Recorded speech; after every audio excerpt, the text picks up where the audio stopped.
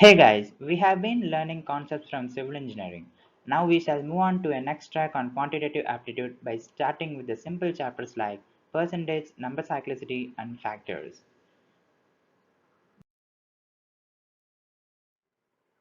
The questions from percentage concept are very simple to answer. Now we shall see some important and peculiar topics that we can expect the questions from percentage concept. So let's start with the simple problems. First one, which is the greatest among the three values? 16 2 by 3%, 2 by 15 or 0.17. So three values are given, one value is in percent, one value is in proper fraction, one value is in decimal. So among the three values, which is the greatest one? We have to calculate that. We have to find. So let's see how to find that. 16 2 by 3 is in mixed fraction. So first let's convert it into proper fraction. So 16 into 3 is 48 plus the numerator value 2. So 50 divided by 3 into 1 by 100. Why? Because it is given in percentage. So we are converting it into a decimal number. So 50 by 300 gives the answer as 0.166. And next value is given as 2 by 15. 2 by 15, when we convert into a decimal value, this will be given as 0.133. And next is the 0.17. So comparing all the three numbers, clearly we can say 0.17 is the greatest among the three values given.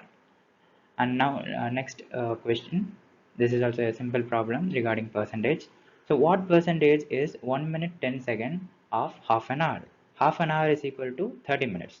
So in 30 minutes, what percentage is the 1 minute 10 seconds? That we have to find. Let's see the calculation. 1 minute 10 seconds can be written as 1 10 by 60 minutes in a mixed fraction part, because um, 60 seconds is equal to 1 minute, so that's why 10 by 60 1 10 by 60 as a mixed fraction. So 60 into 1 plus 10, that is 70 divided by 60. We can convert it into a proper fraction, so therefore 7 by 6 minutes. So 1 minute 10 seconds is nothing but 7 by 6 minutes. For an half an hour we have 30 minutes.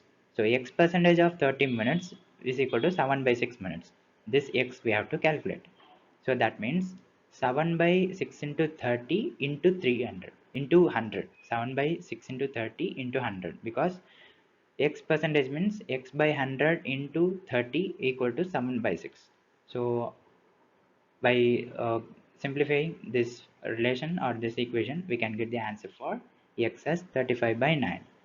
So 35 by 9 we can get into a percentage value as 3.89%.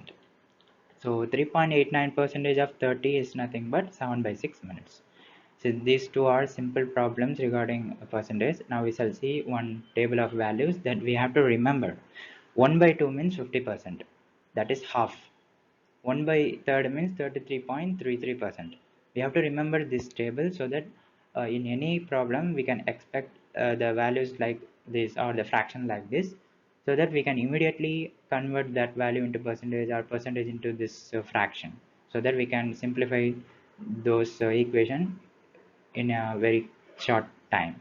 So half means 50%, one third means 33.33, 1 by fourth means 25%, similarly 1 by 5 20, 1 by 6 means 16.66, 1 by 7 means 14.28%, 1 by 8 12.5%, 1 by 9 11.11%, and 1 by 11 is 9.09. For example, in any case like 1 by 24 is given, then 1 by 6 into 1 by 4. So we have 1 by 6 value and we have 1 by 4 value. Just to multiply 16.66 into 25 so that we can get the value of 1 by 24 simply. So these are some values that we have to remember to get a simplified version of that equation given in the question. Now we shall move on to the next peculiar concept that we can expect in a percentage concept.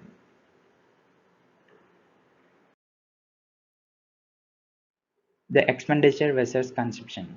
So this concept can be asked in percentage concept. Let's see the questions. The price of petrol is increased by 20%. If the petrol price is increased by 20%, then how much percent must a car owner reduce his consumption so as to not increase his expenditure? If the price of petrol is increased by 20%, then how much percent that the car owner has to reduce his consumption or consumption of petrol so as to uh, so as not to increase his expenditure. How we can calculate this type of questions? Let's see that. Reduction in consumption shall be given by using this formula x by 100 plus x. Since the price of petrol is increased by 20%, so 20 divided by 100 plus 20, that gives 20 by 120. So on solving this fraction into a decimal value, we get 0.166. So that means actually we have seen like simplifying 20 by 120 gives 1 by 6 as the answer. 1 by 6 is nothing but 0.166. We have seen in the previous table. That's why we have to remember the values. So 1 by 6 is 166. We can get up to 3 digit or 2 digit and approximate accordingly. So reduction in consumption shall be 16.67%. So this is the basic idea about reduction in consumption when the commodity price is increased. What if uh, it is exactly opposite of kind, like price is decreased by some percent, then how much will be the increase in expenditure or increase in consumption? That we shall see now. If there is a 25 percentage reduction in price of a clothing, then how much percentage of sales will increase? That is, if the commodity price is decreasing, then there will be increase in sales, obviously. So how much will be that? Increase in consumption will be given by x by 100 minus x, because there is a reduction, that's why 100 minus x. So 25 by 100 minus x gives 25 by 75. So on solving into decimal numbers, we get 0.333. So that is nothing but 33.33%. This is nothing but 1 by 3. 25 by 75, on simplifying we get 1 by 3, because 25 into 3 is nothing but 75. So 1 by 3 is 33.33%. This value also we have seen in the previous table. So these are some of the important concepts, and we can expect like this: expenditure versus consumption. Now we shall move on to the next concept in percentage. Successive rates. Successive rates, we shall see the questions how we can expect. The population of a town is 50,000. If it is increasing by 2 percentage in first year, 4 percentage increase in second year, but gets decreased by 3 percentage in the third year, then what will be the population after 3 years? So there is a successive increasing and decreasing rates that we are given in this problem. We have to calculate the last population after 3 years. Now we shall see how we can get it. The final population shall be given by the initial population, that is denoted as P, or either of that, P into 100 plus or minus X, 100 plus or minus Y, 100 plus or minus Z. How many successive rates we have, that much we have to calculate. Here we have 3 rates given here. So divided by 100 into 100 into 100, how many rates? Accordingly we have to calculate. So here 50,000 is the initial population. In the first year it is increasing by 2, so that's why 10 plus 2 is written. And the next year it is increasing by 4, that's why 100 plus 4. And in the third year it is decreasing by 3%, so 100 minus 3. So upon solving, we can get the decimal values like this: 1.02, that is 102 divided by 100 gives 1.02, 104 divided by 100 1.04, 100 minus 3 97, 97 by 100 is 0.97.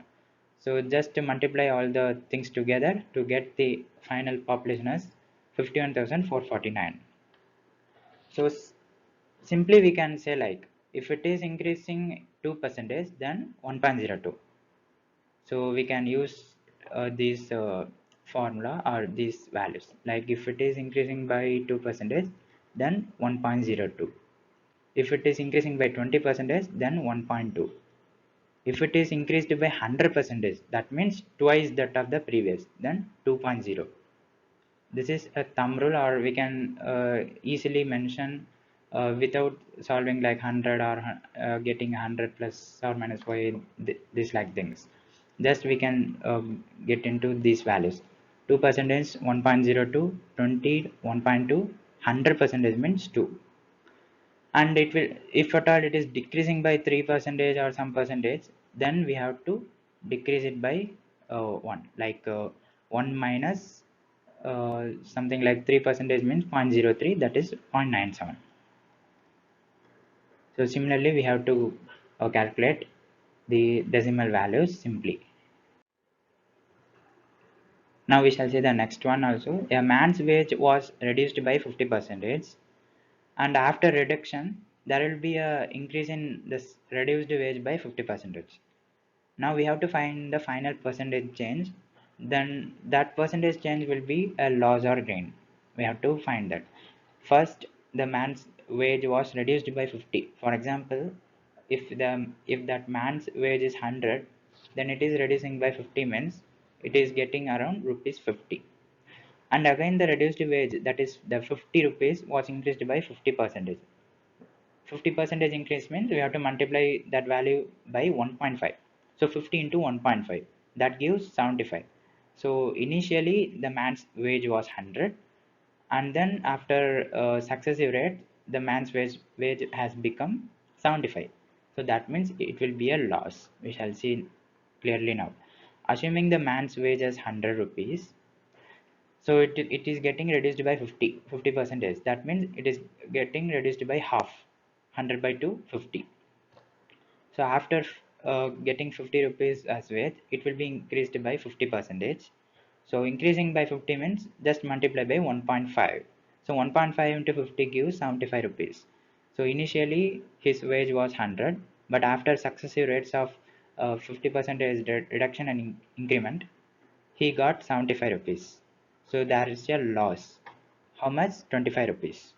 So change is 25, that is a loss, and loss percentage is change in the uh, wage divided by the original wage. So 25 by 100, 25% is the loss that the man is getting because of the successive reduction and increment of the same rate. So these type of questions we can expect in some examinations. So this is the successive rate type of questions. Now let's move on to the next concept.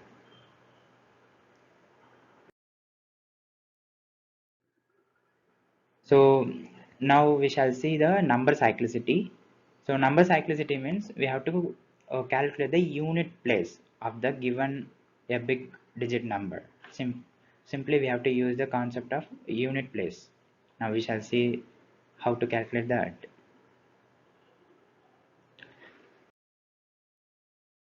First, let's start with the power of 2.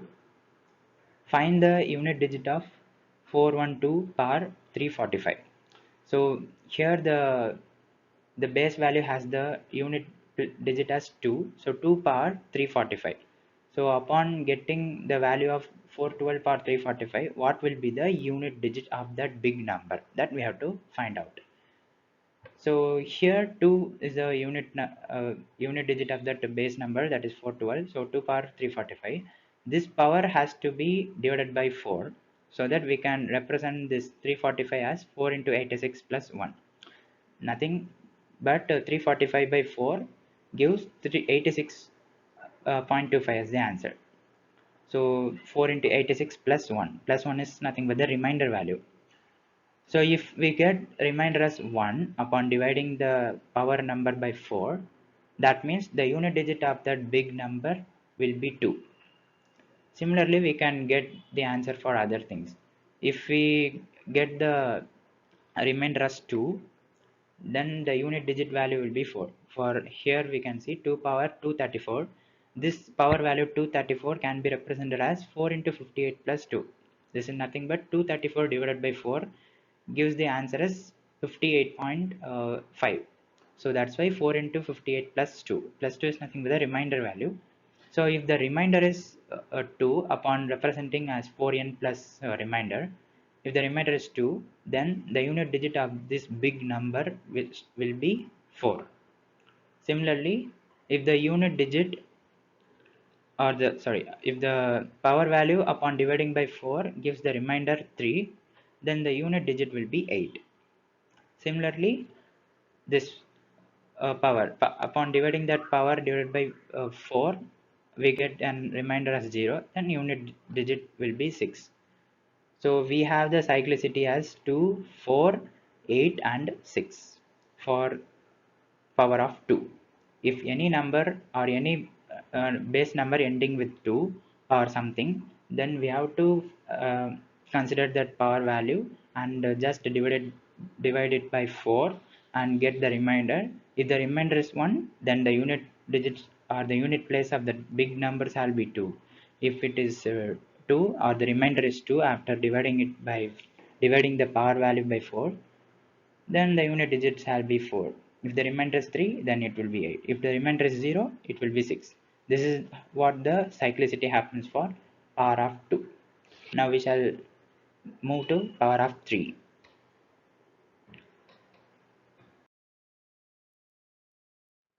In the same way, we have 3 power 345. In the same way, here also we have to divide the power value by 4 and get the remainder. If the remainder is 1, then the unit digit will be 3. If the remainder is 2, then unit digit will be 9.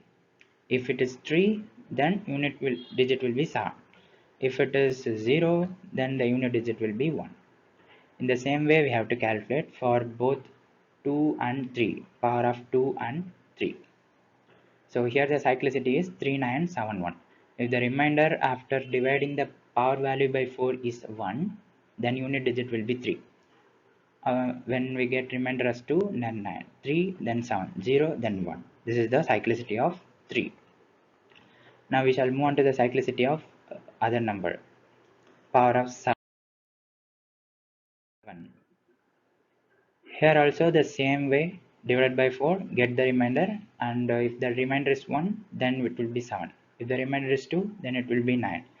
If the remainder is 3, then it will be 3. If the remainder is 0, then it will be 1. In the similar way, we have to calculate for 2, 3 and 7. And also next one we shall see the 8, power of 8. So this is the cyclicity order for 7 power. 7, 9, 3, 1. If the remainder is 1, then 7. 2, 9, 3, 3. If the remainder is 1, then unit digit of the bigger number shall be 1. These are some simple concepts. We have to remember the cyclicity value of every power of 2, 3, 7 and 8. We have so far seen power of 2, 3 and 7. Now we shall see the power of 8. Here also we can see the same way we have to divide the power by 4 and get the remainder. If the remainder is 1, 8 will be the unit digit. If the remainder is 2, 4 will be the unit digit. And 2 and 0. And in case of power of 4 and 9, there will be a different approach to follow. If the power value is an odd number, then the unit digit shall be 4. If the power value is even number, then the unit digit shall be 6. For 4 power something, 4 power an odd number, then the unit digit will be 4. 4 power an even number, then unit digit of that big number shall be 6. Similarly for 9 we have to follow. If it is an odd number, then unit digit will be 9. If it is an even number, then unit digit will be 1. So 4, 6, 9, 1. Sorry, 4, 6 is the cyclicity of 4 and 9, 1 is the cyclicity of power 9. This is the trend we have to follow so that we can get simply the unit digit of the big number. The unit digit of power of 0, 1, 5, 6 or itself. 5 power anything will end with 5. 0 power anything will end with 0. 1 power anything will end with 1. That is unit place will be always 1. 6 power anything, the unit digit always be 6.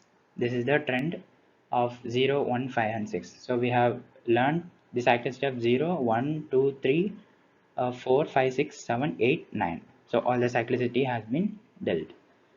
So far we have learned percentage and cyclicity. Now we shall move on to factors.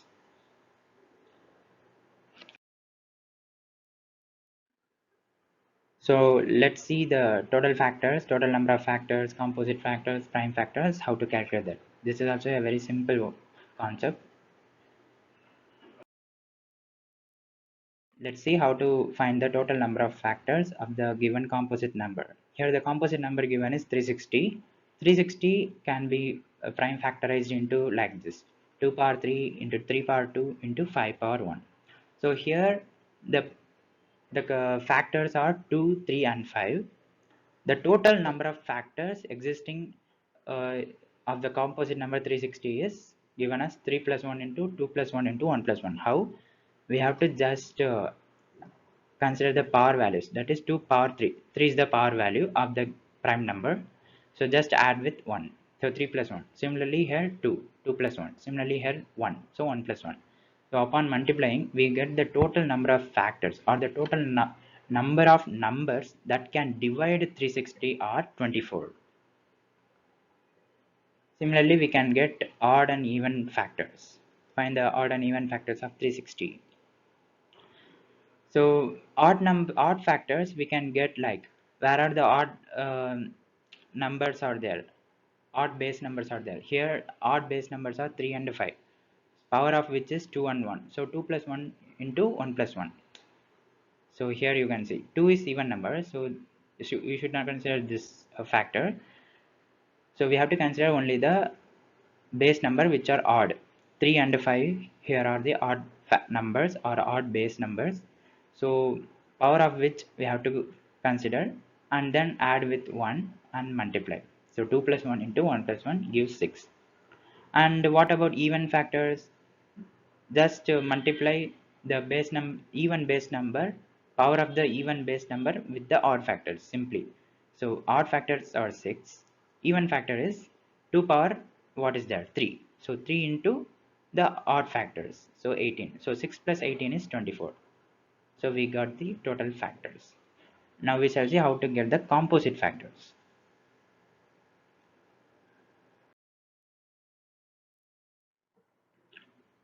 Here, let's see prime factors and composite factors. Here, prime factors are 2, 3, 5.